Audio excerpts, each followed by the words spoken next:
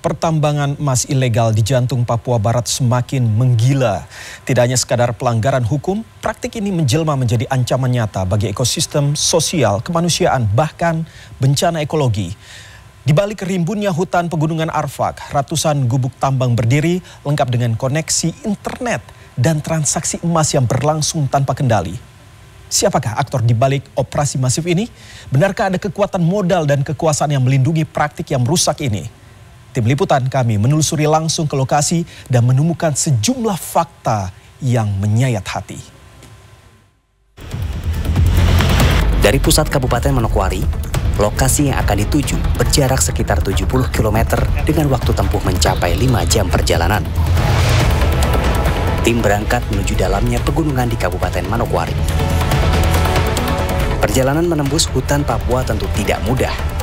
Kendaraan kami harus melalui lintasan yang terjal dengan medan yang menantang, curam, menikung tajam, berbatu, dan berlumpur. Bahkan, beberapa kali rombongan harus berhenti karena terhalang jalan yang rusak bahkan longsor. Seperti di lokasi ini, terjadi longsoran yang memutus jalan utama. Setelah longsoran diamankan sebisanya, tim melanjutkan perjalanan dan terpaksa menggunakan jalur memutar melintasi badan sungai. Lolos dari satu rintangan, tim kemudian dihadapkan dengan jalanan yang juga terhalang material longsor berupa batuan, juga pepohonan. Setelah material longsor disingkirkan dari badan jalan oleh alat berat, tim melanjutkan perjalanan merangsek ke dalam lebatnya hutan Papua. 1 jam kemudian kami berhenti, tiba di sebuah lokasi yang sangat menyayat hati. Inilah lokasi bekas tambang yang menurut informasi petugas, pelakunya sudah diamankan, sehingga lokasi ini dibiarkan begitu saja. Dari pandangan mata yang saya lihat, sangat jelas bahwa tambang telah merusak keindahan bumi Papua. Gundukan puing batu yang berbukit-bukit menandakan bahwa aktivitas pertambangan ilegal ini mustahil jika tidak melibatkan alat berat. Dugaan ini dibenarkan oleh Kepala Distrik Wasirawi. Wilayah Kabupaten Manokwari sudah banyak wilayah yang rusak akibat pertambangan liar atau pertambangan emas ilegal. Banyak sekali wilayah yang didatangi oleh para penambang liar, membangun gubuk-gubuk di sekitar sungai dan melakukan pertambangan tanpa izin untuk mengeruk emas dari Kabupaten Manokwari ini. Pemerintah masih melakukan penyelidikan untuk bisa menindak tegas agar masyarakat tidak dirugikan tidak hanya dari sisi ekonomi tapi juga lingkungan hidup. Namun perjalanan belum selesai. Tim melanjutkan agenda peninjauan dan masuk semakin dalam ke area pertambangan ilegal, menyusuri jalur Sungai Wariori. Namun, semakin jauh perjalanan kami, semakin menyedihkan pemandangan yang kami saksikan. Kerusakan semakin parah. Danau-danau bekas galian menganga di berbagai titik dengan bukit-bukit puing batuan menjulang di sekitarnya. Di area sekitar danau tersebut, beberapa orang terlihat melakukan aktivitas pertambangan ilegal. Tiba di sebuah lokasi, kami berkesempatan masuk ke dalam salah satu gubuk terpal. Di dalamnya, saya berbincang dengan beberapa orang. Mereka tidak berkenan kami wawancara secara langsung. Tapi dari hasil perbincangan, mereka menceritakan bahwa sekurangnya satu gubuk berisi 10-12 orang pekerja tambang. Di antaranya berasal dari Sulawesi bagian utara, juga ada yang berasal dari Pulau Jawa. Mereka bertahan di lokasi ini mengandalkan gubuk kios yang menjual logistik seperti sayur dan bahan pangan lainnya, layaknya pasar. Ironis, menurut beberapa orang, bahkan di lokasi ini terdapat area gubuk prostitusi. Dan setiap transaksi di lokasi ini dilakukan dengan butiran emas. Bukan itu saja. Meskipun fasilitas di lokasi pertambangan ilegal ini hanya terlihat gubuk-gubuk terpal sederhana, namun mereka memiliki koneksi internet, wifi dengan dukungan sambungan Starlink.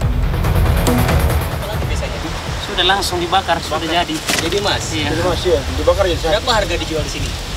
Kalau dijual dia, kalau ditampak 1.300.000 di sini. Oh, kalau ditambah Per gram. Per gram? Iya.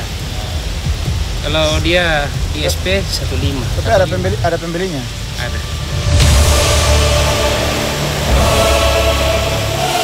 Beberapa penambang juga menunjukkan foto-foto emas yang sebelumnya pernah mereka dapatkan. Menurut mereka, setiap kelompok di lokasi ini bisa mendapatkan 500 sampai 1000 gram emas setiap bulan. Bayangkan berapa kilogram emas yang bisa didapatkan oleh ratusan kelompok yang menambang di lokasi ini setiap hari sejak sekurangnya 6 tahun lalu.